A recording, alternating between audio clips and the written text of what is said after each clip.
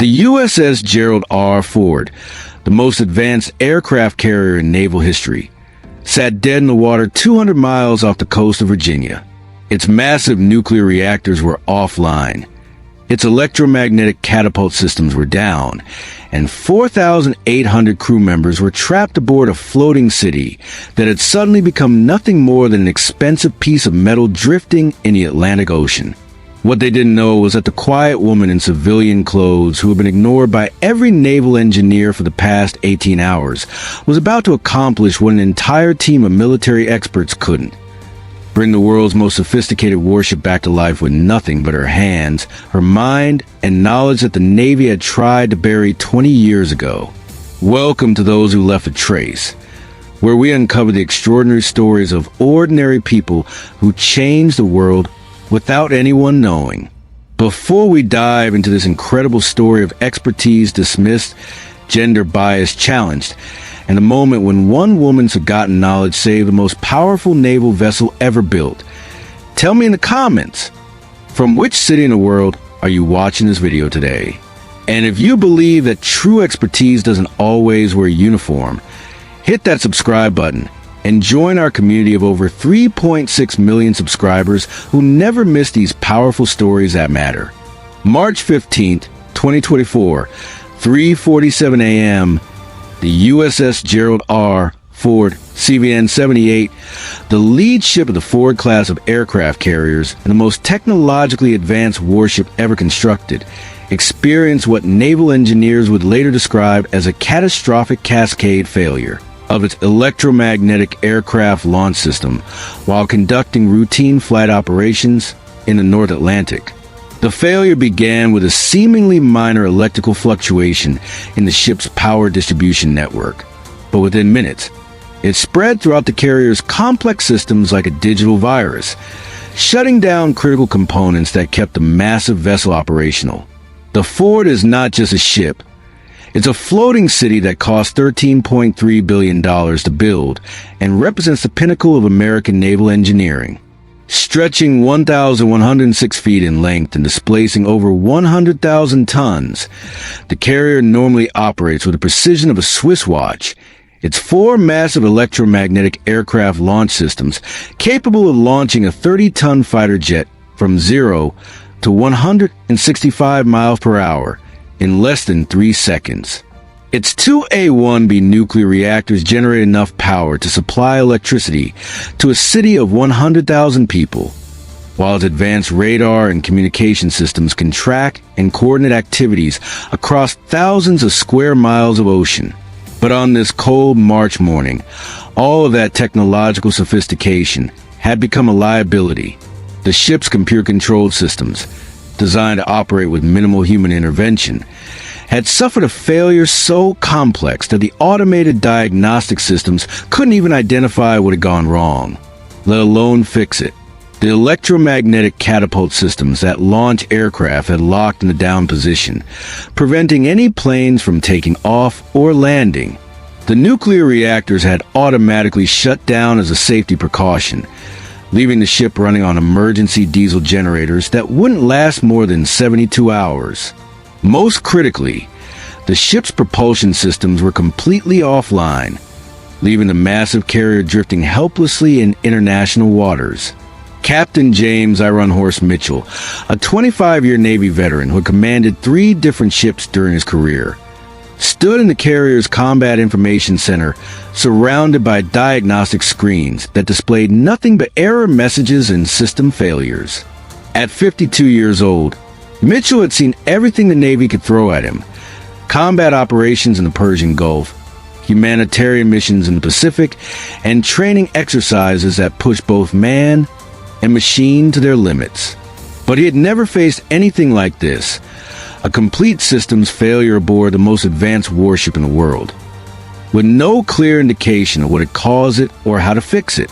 Status report, Mitchell demanded, his voice carrying the authority of someone accustomed to making life or death decisions in pressure situations. "Sir, we've lost primary power to all major systems," reported Lieutenant Commander Sarah Chun, the ship's senior engineering officer. Reactors are in emergency shutdown mode. MLs is completely offline, and we're running on backup generators. Estimated time remaining on emergency power is 68 hours. The implications were staggering. Without primary power, the Ford couldn't launch or recover aircraft, couldn't defend itself against potential threats, and couldn't even maintain basic life support systems for its crew of 4,800 personnel. Worse, the ship was currently positioned in international waters between hostile naval forces, making it a tempting target for adversaries who might see an opportunity to capture or destroy America's most valuable naval asset. What about diagnostics? Mitchell asked, "What's causing the failure?" "That's the problem, sir," Chin replied, her voice tight with frustration. "The diagnostic systems are part of what failed. We're essentially flying blind, trying to troubleshoot the most complex electrical system ever installed on a naval vessel without any computerized assistance." Captain Mitchell activated the ship's internal communication system, broadcasting to the entire crew. This is the captain speaking. "We are currently experiencing a major systems failure that has temporarily disabled our primary operations. All non-essential personnel are to remain in their quarters while engineering teams work to restore full functionality. This is not a drill." What Mitchell didn't announce, what he couldn't announce without creating panic, was that the Ford was currently one of the most vulnerable military targets in the world. Enemy submarines could be tracking their position, hostile aircraft could be approaching beyond radar range, and foreign intelligence services were undoubtedly monitoring communications to determine the extent of the carrier's incapacitation. Within hours, the Ford's engineering spaces became a hive of frantic activity as teams of specialists worked around the clock to identify and repair the mysterious system failure. Chief Petty Officer Rodriguez, a 20-year veteran of naval engineering with expertise in electromagnetic systems, led a team of 12 technicians through the carrier's labyrinthine network of power distribution panels, circuit breakers, and control systems. They tested individual components, replaced suspect modules, and ran diagnostic procedures that should have identified any hardware failures.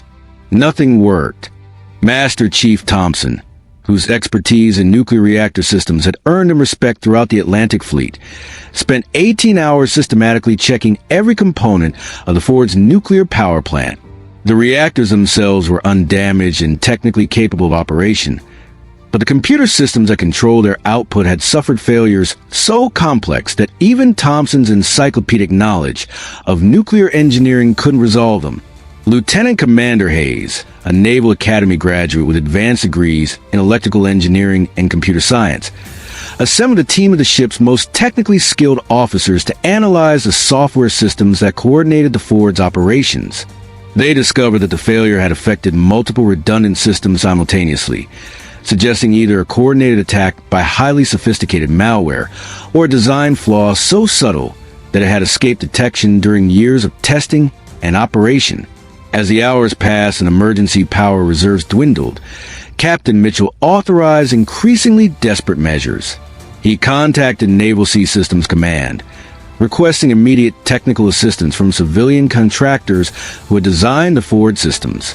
He authorized encrypted communications with Norfolk Naval Base, requesting emergency support from specialists who might have insights into the carrier's unique technology. The response was swift but ultimately disappointing.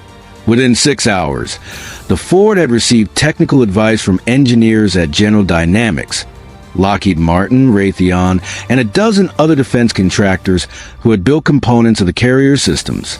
Teams of civilian experts analyzed diagnostic data transmitted from the ship, proposing solutions that range from simple component replacements to complex software patches.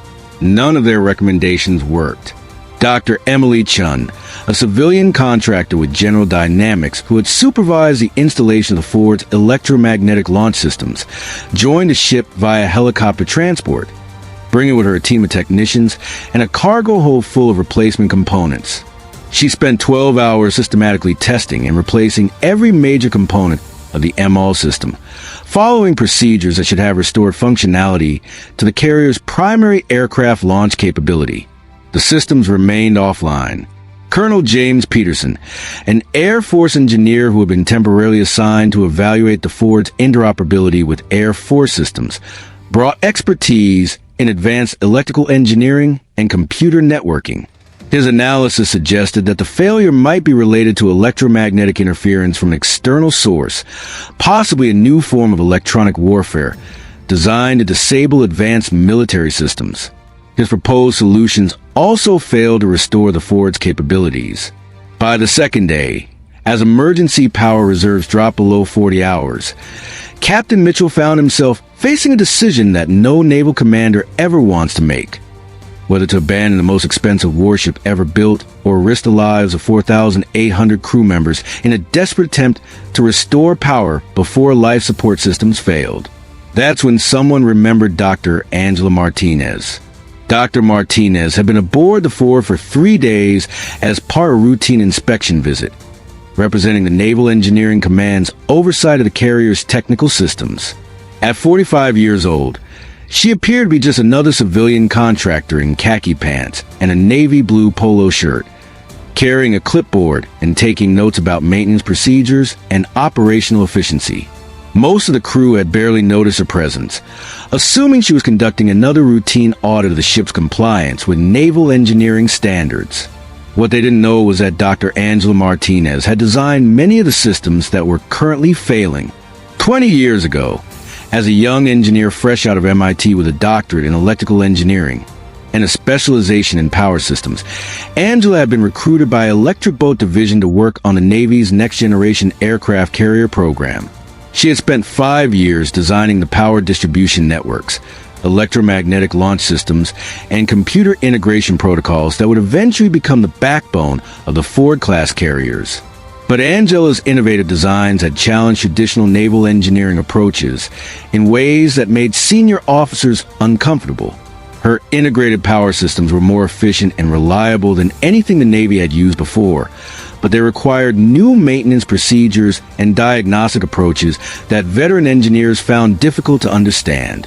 Her electromagnetic launch systems could operate with precision that mechanical catapults couldn't match, but they depended on computer control algorithms that many officers distrusted.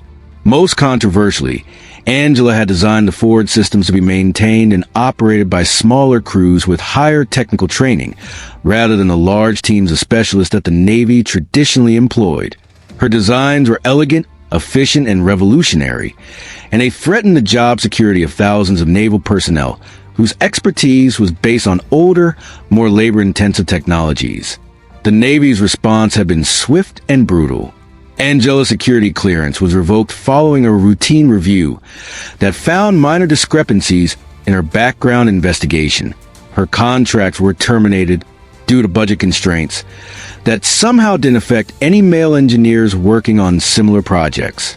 Her innovative designs were modified by other engineers who received credit for her work, while her name was systematically removed from technical documentation and project records.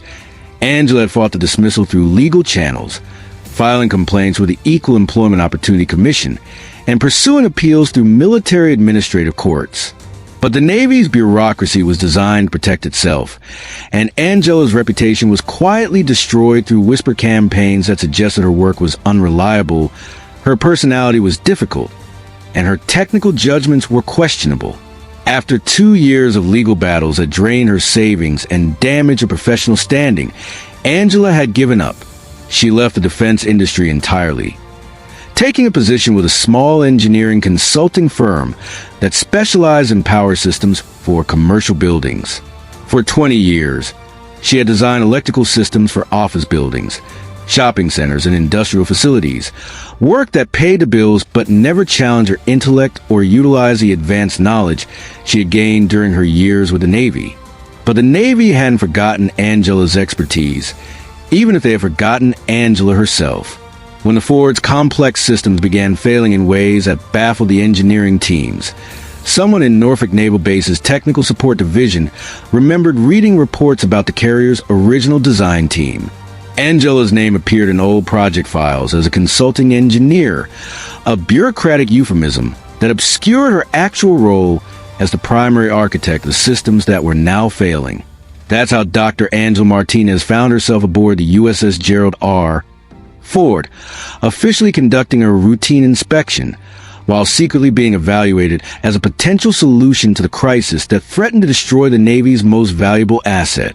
But nobody told the Ford's engineering teams about Angela's background. To them, she was just another civilian contractor conducting another pointless inspection while they worked around the clock to save their ship. They politely answered her questions, provided her with requested documentation, and otherwise ignored her presence while they focused on the life-or-death technical challenges that demanded their attention. For 48 hours, Angela observed the engineering team's efforts with the patience of someone who understood that technical problems required systematic analysis rather than desperate improvisation. She watched as teams of experts tested components that she knew were functioning correctly, replaced modules that she knew weren't causing the problem, and followed diagnostic procedures that she knew would never identify the actual source of the failure. Angela recognized the problem within 6 hours of coming aboard, but she also recognized that nobody would listen to her analysis until they had exhausted every other possibility. The Ford systems were failing because of an interaction between the electromagnetic launch systems and the nuclear power plant's control algorithms, an interaction that she had identified and warned about during the original design phase 20 years ago, only to have her concerns dismissed as theoretical scenarios that were unlikely to occur during normal operations. The failure was exactly what Angela had predicted would happen if the carrier's power systems experienced a specific type of electromagnetic surge, while the launch systems were operating under certain conditions. She had designed safeguards to prevent this interaction, but those safeguards had been removed during later modifications that prioritized cost savings over redundant protection systems. Angela could fix a problem in less than 4 hours, but only if she could access the carrier's primary engineering spaces and implement modifications that would require temporarily shutting down additional systems. It was exactly the kind of risky, technically complex operation that would normally require approval from the highest levels of naval command. Approval that would never be granted to a civilian contractor whose expertise wasn't officially recognized. As emergency power reserves dropped below 24 hours and Captain Mitchell prepared to authorize evacuation procedures, Angela made a decision that would either save the Ford or end her career permanently. She was going to fix the ship's systems without permission, using knowledge that the Navy had tried to erase and expertise that officially didn't exist. The quiet woman in civilian clothes was about to become the most important person aboard the world's most advanced warship.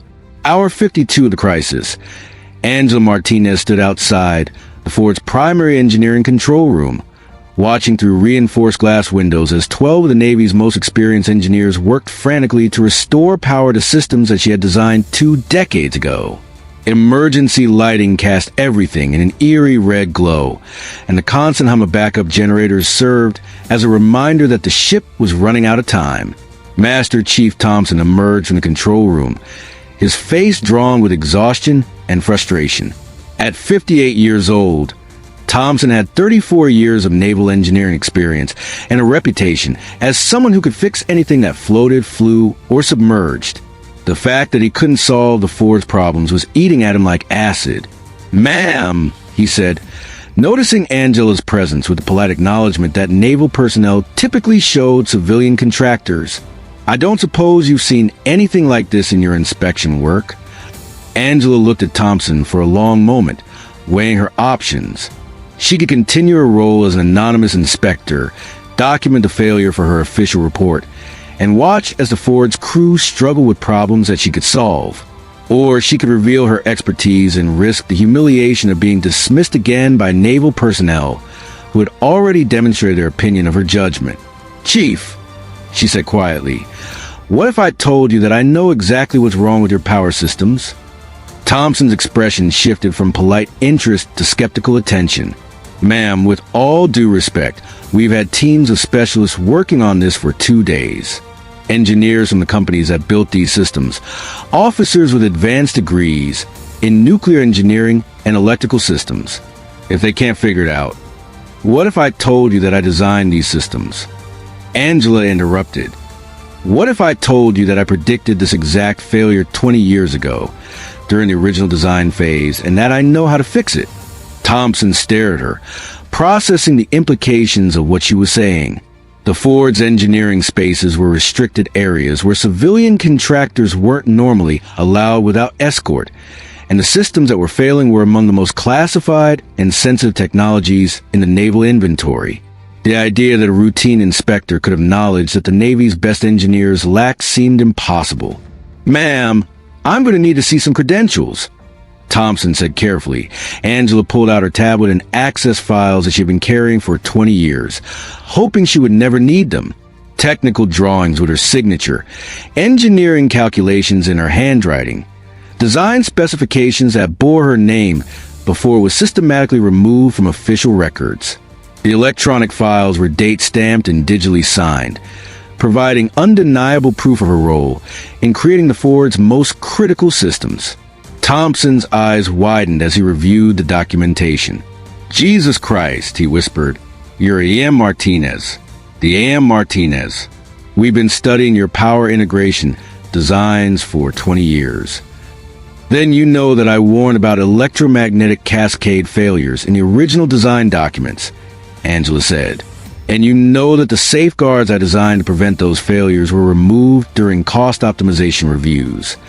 Thompson was quiet for a moment, processing the implications. "Ma'am, if you know how to fix this, why haven't you said anything before now?" Angela's laugh was bitter. "Because the last time I tried to tell the Navy how to fix their engineering problems, they destroyed my career and spent 20 years pretending I didn't exist." "But you're here now," Thompson said. "You came back." "I came back because someone in Norfolk was smart enough to remember my name when their experts couldn't solve the problem," Angela replied. "The question is whether you're willing to listen to solutions from someone who doesn't wear uniform." Thompson looked back at the engineering control room, where teams of exhausted specialists continued their futile attempts to restore the Ford systems. Emergency power reserves were now below 20 hours, and every failed attempt brought the ship closer to complete systems failure. The Navy's most advanced warship was about to become a very expensive artificial reef, unless someone found a solution soon. "What do you need?" Thompson asked. "Access to the primary power distribution center, a team of technicians who can follow precise instructions without asking questions, and about 4 hours of uninterrupted work time," Angela said. "And Chief, when this is over, I'm going to want to have a very long conversation with Captain Mitchell about how the Navy treats the people who design their ships." Thompson nodded grimly. "Ma'am, if you can bring this ship back to life, I'll personally escort you to the captain's cabin for that conversation." Angela followed Thompson into the engineering control room, where her appearance immediately drew attention from the assembled specialists. These were some of the most skilled engineers in the naval service, men and women who had spent decades mastering the complexities of naval propulsion, power generation, and electromagnetic systems. The idea that a civilian contractor might have insights they lacked was professionally insulting. "Gentlemen, ladies," Thompson announced, "I want you to meet Dr. Angela Martinez. Dr. Martinez designed the power systems that are currently failing." The reaction was immediate and skeptical. Lieutenant Commander Hayes, who had been leading the software analysis team, looked up from his computer terminal with obvious irritation. "Chief, we've been working with the original design teams for 2 days. Nobody mentioned any Dr. Martinez." "That's because the Navy made sure my name was removed from all official records," Angela replied calmly. "But the systems haven't changed, and neither has a fundamental design flaw that's causing your current problems." "Design flaw?" Dr. Emily Chun, the General Dynamics contractor, stepped forward with obvious professional interest. "I've been working with these systems for 15 years. There are no fundamental design flaws." Angela accessed her tablet and projected a technical diagram onto the room's main display screen. The image showed the Ford's power distribution network in detail, with annotations and calculations that none of the assembled engineers had seen before. The electromagnetic launch systems create harmonic interference patterns in the ship's power grid, Angela explained, using a laser pointer to highlight specific components on the diagram. Under normal operating conditions, the power management algorithms compensate for this interference automatically. But if the launch systems are operating at specific power levels while the nuclear reactors are generating power within a narrow frequency range, the interference patterns can create cascade failures that propagate throughout the entire electrical system. The room was silent as the engineers studied the diagram. The analysis was so detailed and technically sophisticated that it would have taken days for them to develop independently.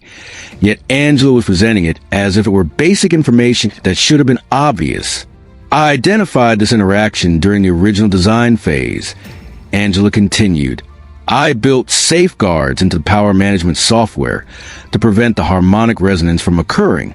But those safeguards required additional processing power and redundant control systems that the Navy decided were unnecessary expenses. Dr. Chen was frankly taking notes, her expression shifting from skepticism to amazement. The frequency calculations. How did you determine the specific harmonic interactions? 20 years of design work, followed by 20 years of thinking about what could go wrong, Angela replied. The question isn't how I know what's broken. The question is whether you're willing to let me fix it. Lieutenant Commander Hayes looked up from his analysis of Angela's diagrams. Dr. Martinez, assuming your analysis is correct, what would be required to restore the systems? We need to manually reconfigure the power management algorithms to recreate the safeguards that were removed, Angela said. It requires accessing the primary control systems, implementing new software parameters, and testing the modifications under controlled conditions. The work itself isn't particularly difficult, but it has to be done precisely, and it has to be done quickly. How quickly? Thompson asked. For hours if everything goes perfectly, Angela replied. 6 hours if we encounter complications. 8 hours if we run into problems that require improvisation. Thompson checked his watch. We've got 18 hours of emergency power remaining. What do you need from us? Angela looked around the room at the assembled engineers, noting their expressions of skepticism, curiosity, and desperate hope. These were competent professionals who had been struggling with an impossible problem for 2 days, and she was offering them a solution that required trusting someone whose expertise they couldn't verify through official channels. I need direct access to the primary power distribution control systems, Angela said.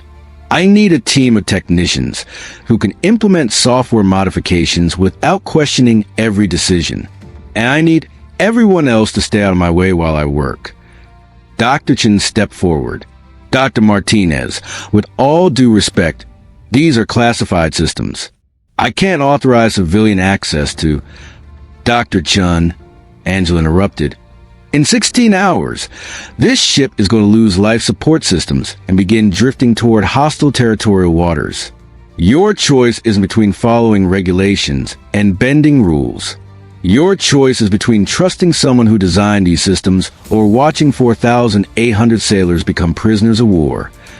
The statement hung in the air like a physical presence, forcing everyone in the room to confront the reality of their situation.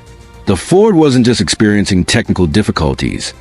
It was facing potential capture or destruction by foreign forces who would consider an incapacitated American aircraft carrier to be the intelligence prize of the century. Thompson made the decision for everyone. Dr. Martinez, you got full access to whatever you need. Ladies and gentlemen, Dr. Martinez is now the senior technical authority for this operation. Any questions or concerns can be addressed after we get our ship back.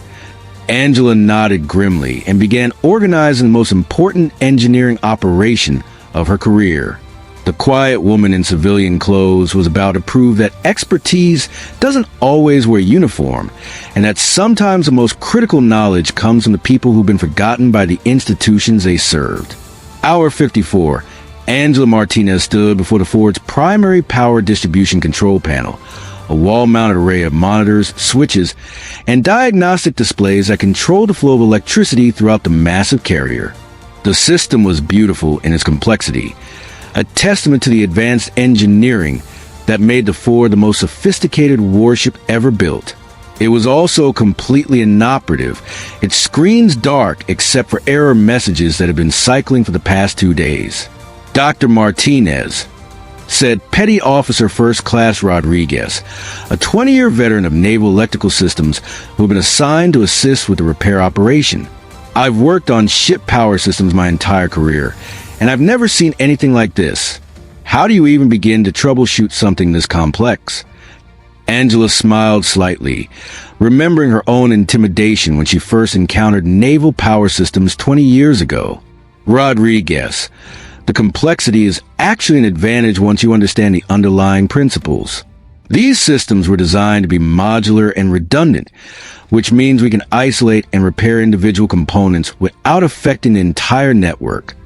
She activated her tablet and began accessing diagnostic protocols that hadn't been used since the Ford's initial sea trials. The key is understanding that the ship's electrical system isn't just one big circuit. It's hundreds of smaller circuits that work together. When the system fails, it's usually because the coordination between circuits has been disrupted, not because the circuits themselves are damaged. Angela began typing commands into the control panel, bypassing automated diagnostic systems that had been designed to prevent exactly the kind of manual intervention she was attempting. The system resisted her efforts, generating warning messages and security prompts that required override codes she wasn't officially authorized to possess. "Ma'am," Rodriguez said nervously, "those security protocols are there for a reason if we trigger an automatic lockout." "Rodriguez, I wrote those security protocols," Angela replied calmly, entering override codes from memory. The lockout systems are designed to prevent unauthorized access, not to stop the person who designed them from fixing problems that nobody else can solve. The control panel responded to her commands, gradually coming online as Angela systematically restored power to individual subsystems.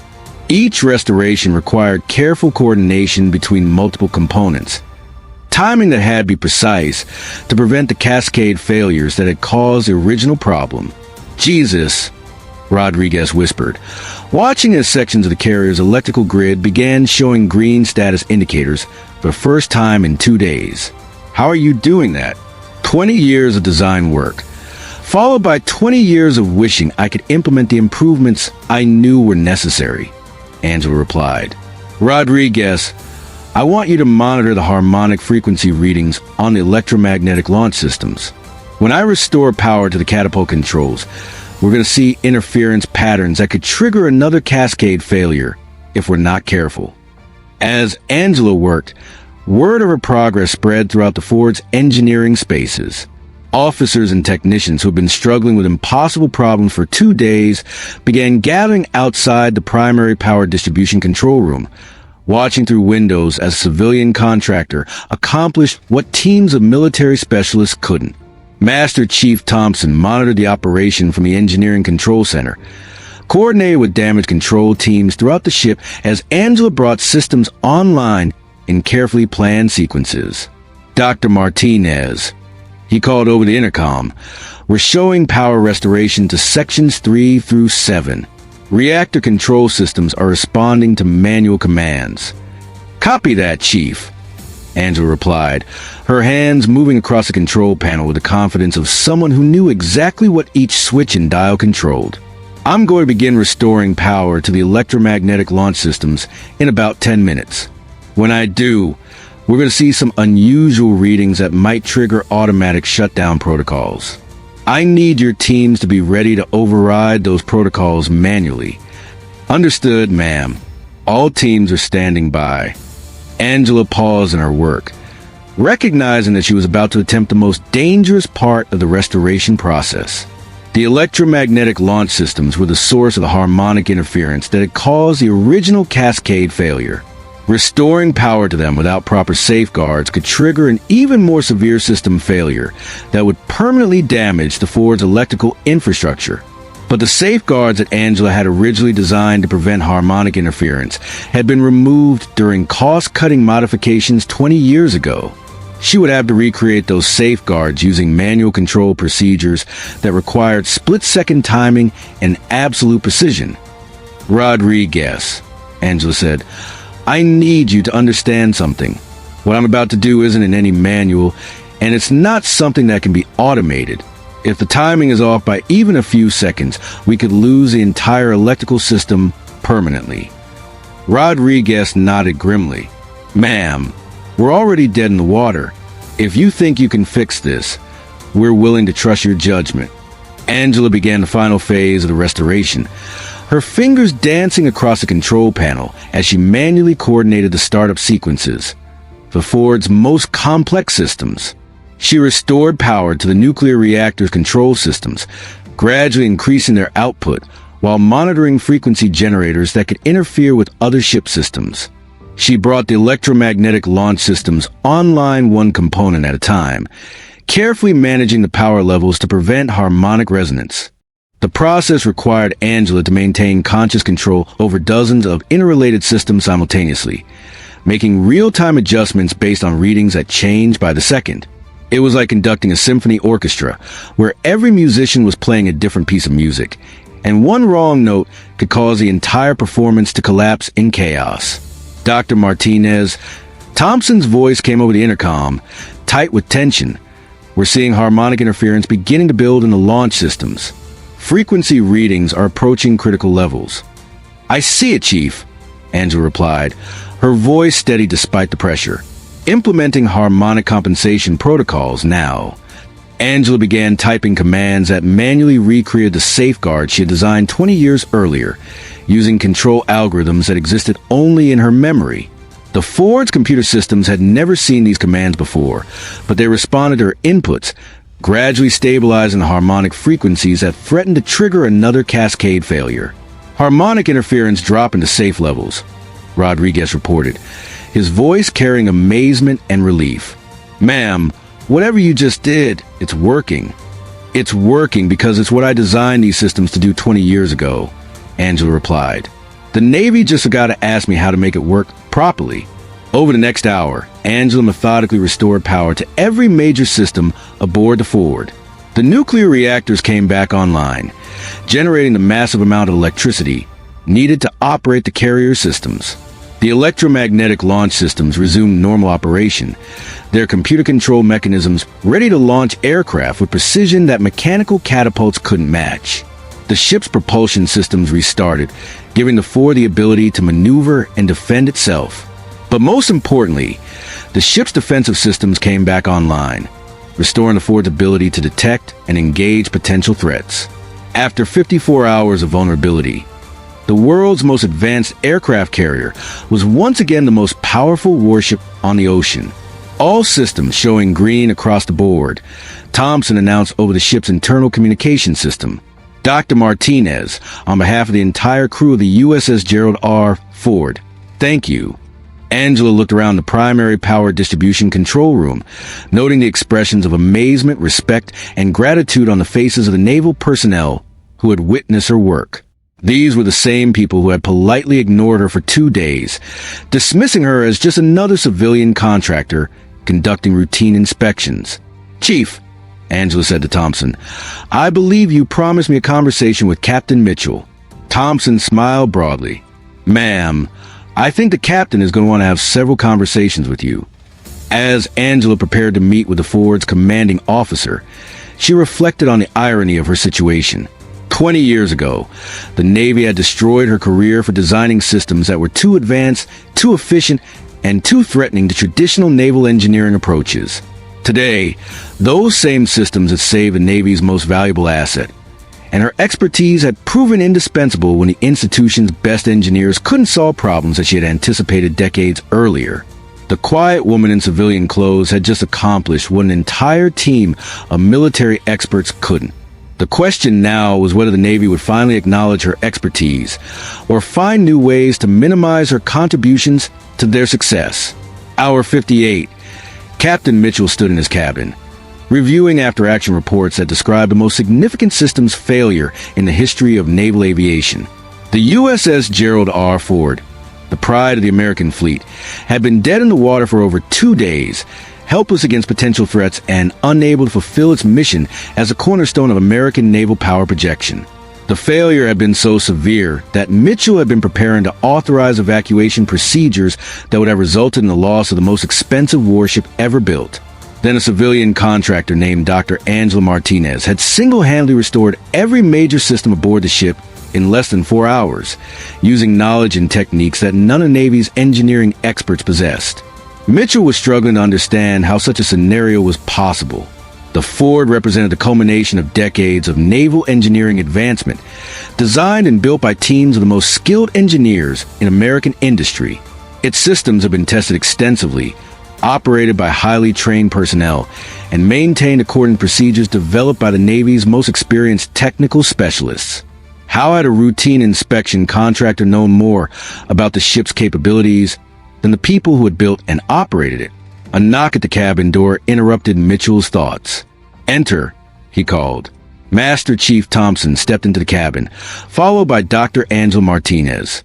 Thompson's expression carried the satisfaction of someone who had witnessed something extraordinary, while Angela's demeanor remained professionally calm despite the magnitude of what she had accomplished.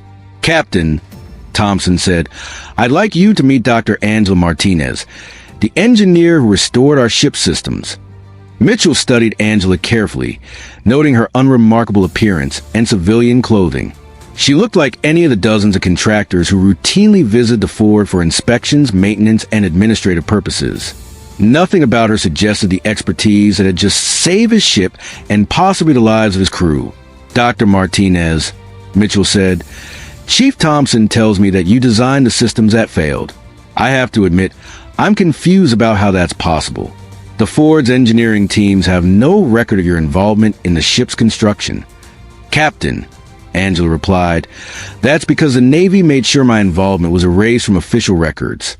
I was the primary design engineer for the Ford's power distribution and electromagnetic launch systems 20 years ago, before my security clearance was revoked and my contract were terminated." Mitchell's expression shifted from confusion to concern. "Dr. Martinez, are you telling me that the Navy dismissed the engineer who designed our most critical systems?" "I'm telling you that the Navy dismissed me because my designs challenge traditional approaches to naval engineering," Angela said. "My systems were more efficient and reliable than anything the Navy had used before, but they required new maintenance procedures and diagnostic approaches that threatened the job security of existing personnel." "And today's failure?" Mitchell asked. "Today's failure was caused by an interaction between the electromagnetic launch systems and the nuclear power plant's control algorithms, an interaction that I identified and warned about during the original design phase," Angela explained. "I built safeguards into power management software to prevent this interaction, but those safeguards were removed during cost optimization reviews." Mitchell was quiet for a moment, processing the implications of what he was hearing. "Dr. Martinez, are you telling me that this crisis could have been prevented if the Navy had listened to your recommendations 20 years ago?" "I'm telling you that this crisis was caused by the Navy's decision to prioritize cost savings over safety systems," Angela replied. "The technical knowledge to prevent this failure has existed for 20 years. The institutional willingness to implement that knowledge is not." Thompson stepped forward. "Captain, Dr. Martinez has documentation proving her role in designing these systems. Technical drawings, engineering calculations, design specifications, all bearing her name and signature." Mitchell reviewed the documentation that Angela provided, his expression growing increasingly serious as he realized the scope of what the Navy had discarded when they dismissed her. The technical work was brilliant, far more sophisticated than anything he had seen in his 25 years of naval service. "Dr. Martinez," Mitchell said finally, "I owe you an apology on behalf of the United States Navy. More than that, I owe you recognition for saving this ship and potentially the lives of my crew." "Captain," Angela replied, "I didn't come back for apologies or recognition. I came back because I knew these systems would eventually fail, and I knew that when they did, people would die unless someone who understood them was available to fix them." Mitchell activated his secure communication system, and placed a call to Norfolk Naval Base. Admiral Richardson, this is Captain Mitchell aboard the Ford. We resolved our system's failure, but I need to brief you immediately on some discoveries that have significant implications for fleet operations. The conversation that followed would trigger a comprehensive review of the Navy's engineering practices, personnel policies, and technical documentation procedures. Within hours, teams of investigators would begin examining how the service had dismissed the engineer whose expertise proved essential to saving their most valuable asset. But Angela wasn't finished. As word of the Ford's restoration spread throughout the fleet, she began receiving calls from other ships experiencing similar technical problems. The electromagnetic systems that failed aboard the Ford were installed throughout the Navy's most advanced vessels, and they were all vulnerable to the same design flaws that Angela had identified 20 years earlier. Over the next week, Angela would provide technical assistance to 12 different naval vessels, preventing failures that could have crippled the Atlantic Fleet's operational readiness. Her expertise, dismissed and forgotten for 20 years, suddenly became the most valuable technical knowledge in the modern Navy. 3 months later, Dr. Angela Martinez stood before a congressional subcommittee investigating the Ford system's failure and the Navy's treatment of the engineer who had designed its most critical components. Her testimony would lead to changes in how the military services recruit, retain, and utilize technical expertise, particularly from women and minority engineers whose contributions had been systematically minimized. The technical capabilities that saved the USS Gerald R. were not developed overnight, Angela told the assembled congressmen and women.